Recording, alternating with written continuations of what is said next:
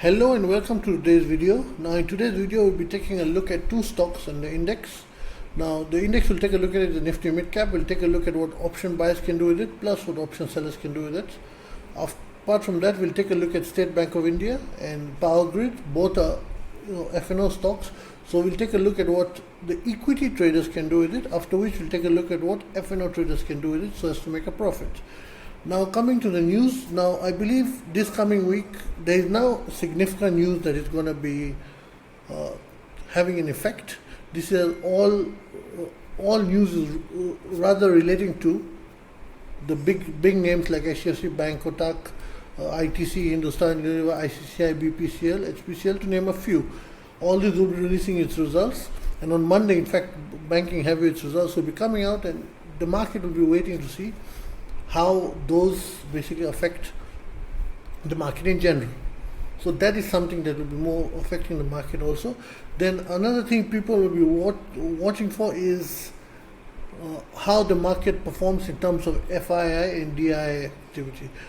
I usually never bother over what FII and everything DII activity is going on. However, if we look at the past 2 to 3 weeks, foreign investors have sold a lot.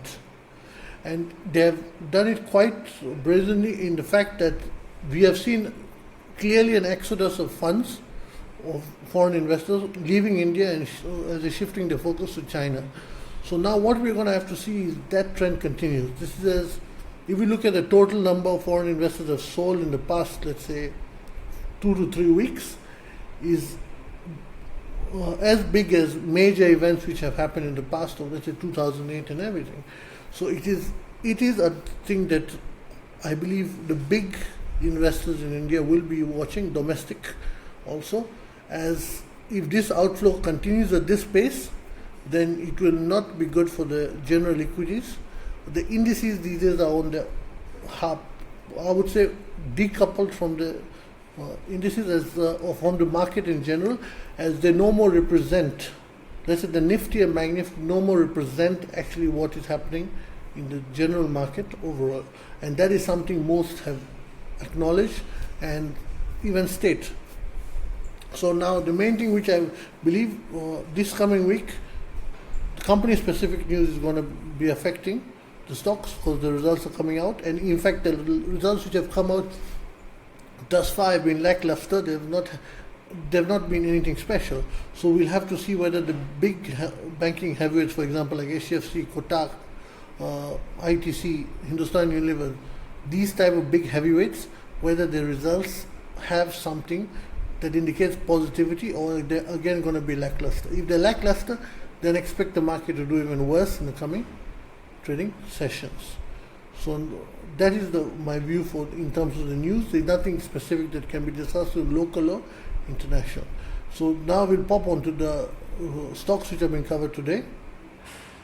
Now the first we'll start with State Bank of India.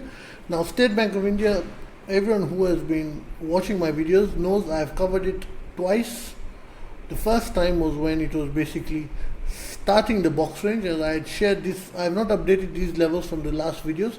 Anyone who wants to verify can literally just type SBI in my channel, and you'll get the past videos in which I have covered SBI, and you will see that these levels have not been updated, any of them. This is State Bank of India has been trading perfectly within the box range I had highlighted from start. So now, why I am choosing to cover it again is it is now starting to threaten the top of the box range for a breakout. So the big question is, will this breakout have legs or not? Now, in terms of simple price action analysis, according to me, there is a high chance that this breakout does manage to have some legs. So if it breaks 820, then there is a long opportunity to first target of 845 to 853. If it breaks that, then 880. However, due to current market conditions, how they are with foreign investors selling, general market weakness and everything, I believe any up move above 820 will most likely only go to 845 to 853 and then have a stop over there and come back down. So how will I trade State Bank of India with this very short term view? Now in terms of risk reward, this is not worth an equity buy. according to me. For some it will be, but for me it's not worth an equity buy, as you're only going to basically, if you do it via simple equities for example, you will only end up getting a return, let's say, of let's say we go to 853 or 4.2%. When you put it in terms of the risk reward, it is not worth it. But this is worth it in terms of derivatives. So if I see State Bank of India is going to be breaking out 820, it manages in a 1 hour chart, for example, to hold a bullish price bar above 820 rupees, and that is supported by the trend catch indicator, then I will end up most likely opening a short-term positional option buy, hedged naturally, because we're in the latter part of the month, so the decay will be faster. So if you want to fight the decay, there are two ways you can do it. Either you hedge it very tightly, or you go into November contracts. So I will be using October contracts, not November, so I will hedge it quite tightly, and with a target of 845 to 853. Why will I use option buys rather than an equity buy? Is simply because it will provide me a 4% move in an option buy, will provide me a bigger return than an equity buy will provide. Plus, if you hedge it properly, then the amount, if you go wrong, if the trade fails, then the amount you will get lose will be similar to what you lose in an equity buy. So both ways you're going to earn more, so your reward is more and your risk is roughly the same. But this is if it is hedged properly. If it's not hedged properly, then naturally you will have an issue. So my first trading plan is, if it breaks 820 in the opening session, let's say tomorrow, or in the coming 1 to 2 sessions, I see it gets a nice hourly close. I'll focus on the daily chart and hourly chart. An hourly close above 820, then it's an option buy to 845 to 853 resistance as a target. Once we reach near that resistance, tight profit stop, and I'll walk out. Why? Because once we reach this zone, I will start looking towards option selling. As I said, I believe that State Bank of India may go 1% above 853, but it cannot, let's say to here, 860, but I don't believe we can go much more than that. So once we reach this point, I will be looking for again weakness signals in the trend catcher primarily, and the volume build up, and if that concurs with what is being shown in the simple price bars, I will open option sales of, let's say, 855 or 860 and above, call sales. So my view for State Bank of India is bullish in the very short term and bearish in the medium term. Bearish not meaning that I'm expecting it to fall directly to 740, but anyone who does option selling knows stagnation here, you will start earning money, especially towards, as it is October, in the last leg of the month, and even if you enter November option sales, you will end up making money in that. So that is how I will be trading State Bank of India. But I will only make a move if you're able to break 820 in the hourly chart and have a nice bullish close above it. If it not, this trade is moot, because it will just end up continue being a range bound stock, which I do not have any interest in doing as of now. Now we'll move on to Powergrid. Now Powergrid, there's a view which you can have in terms of simple price action, and the view of hoping what will happen. So to give that view clearly, I'll first put the 0 point mark here, so as to explain in an easier point of view. Now Powergrid is a stock that I already hold option sales in. I hold call sales of above 340 rupees. Why is that? Because this is a volume resistance. Anyone who has been tracking my videos from a while knows I heavily rely on high volume bars, which is now a question which I received is how is it denoted.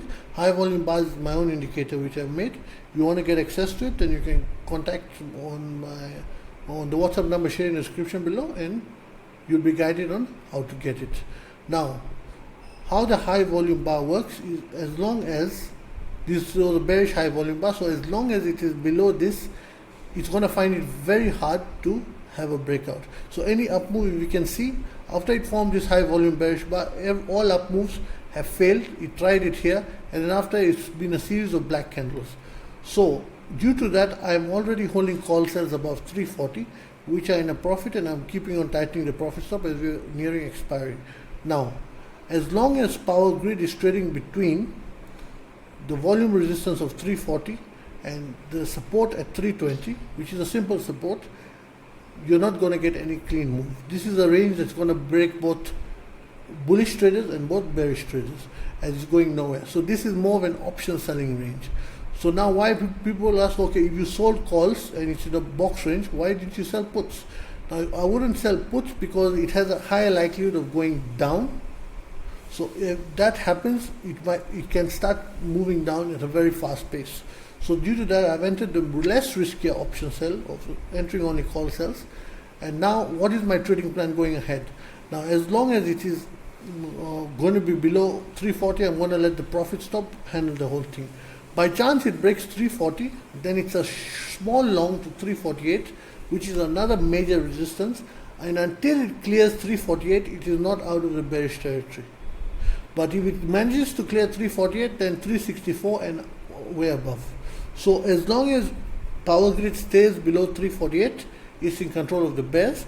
If it comes above 348, it's in control of the 48, it comes in control of the bulls. On the other hand, if Powergrid breaks 321, then it's a shot to 310 rupees.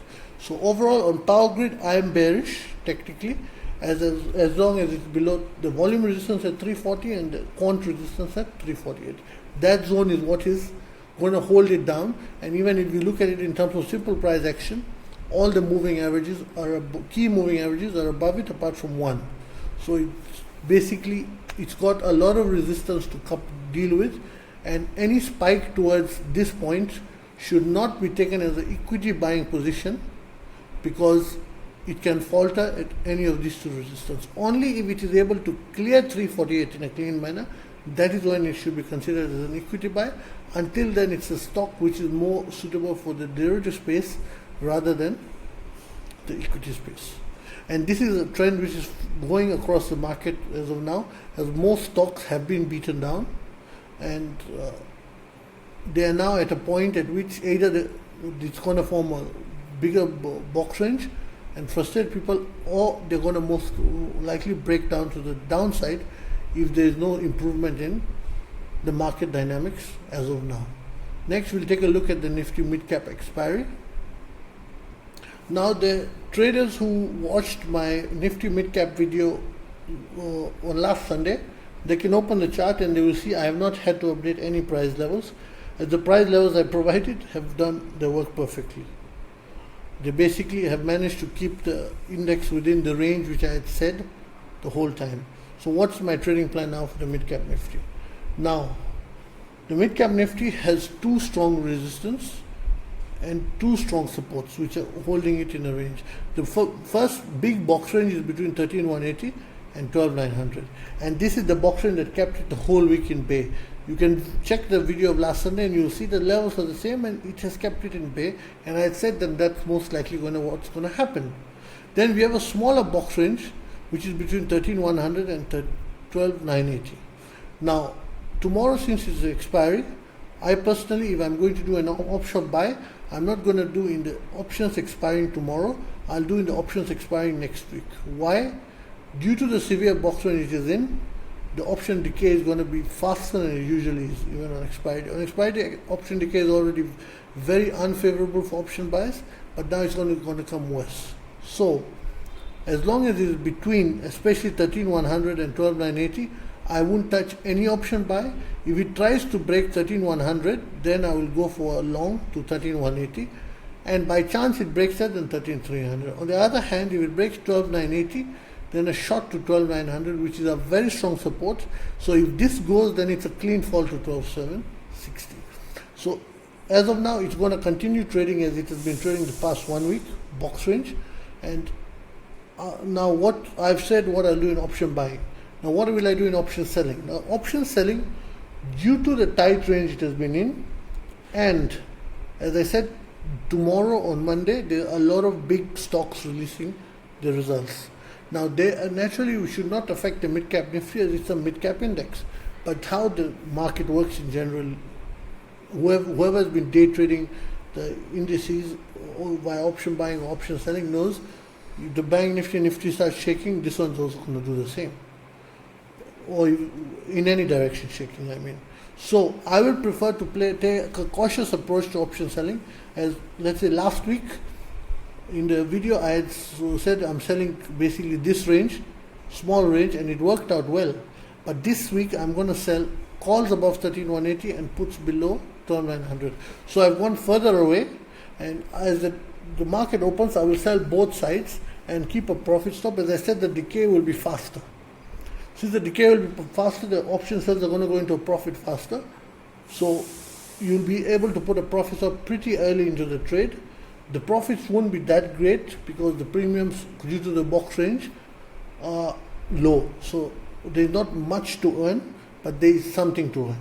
It's an okay profit, I would say. Not an excellent profit in terms of option selling that can be reaped from this expiry. So I will sell calls above 13,180 and puts below 12,900, and I'll keep selling the range and let the profit stops do the job. So if one side decides to take off, I'm out of that side, and that's when I'll enter option sales on the aggressive front for the side supporting the side which I've taken off. So let's say if 13,100 breaks, then I'll sell puts more aggressively. If 12,980 breaks, I'll sell calls more aggressively.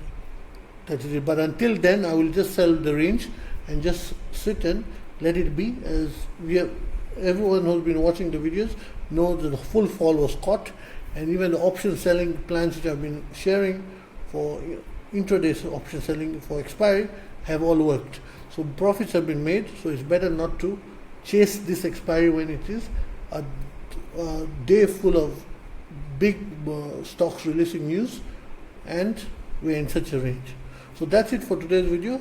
Any questions, you can drop them in the comment section below or send them to the WhatsApp number listed below, and hit the like button, subscribe to the channel, and hit the notification bell. Thank you.